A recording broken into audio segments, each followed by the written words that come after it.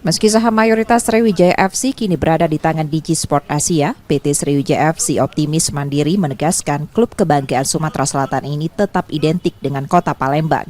PT SOM selaku pengelola klub juga memastikan Sriwijaya FC tidak akan berganti nama atau pindah dari Palembang.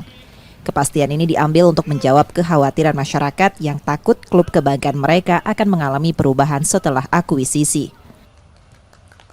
Itu tadi yang saya bilang, karena kita heritage, kita yakin kita nggak akan pindah. Heritage kita di sini kok, kita datang ini untuk Sumatera Selatan, bukan kita datang ini untuk Sumatera Selatan. Jadi kita datang bukan untuk kita jual lagi kembali kemana-mana, enggak. Jadi kita, di sini, iya, kita insya Allah akan di sini terus lah. Ya, stadion-stadion yang ada yang mungkin nanti kita akan optimalkan pemakaiannya, dan tentunya ya kalau lebih ramai lagi nanti kan beberapa stadion bisa kita pakai. Musim ini, manajemen PT SOM juga tengah berupaya menarik sponsor, baik dari dalam maupun luar Sumatera Selatan untuk mendukung kesuksesan klub. Nur Muhammad, Kompas TV, Palembang, Sumatera Selatan.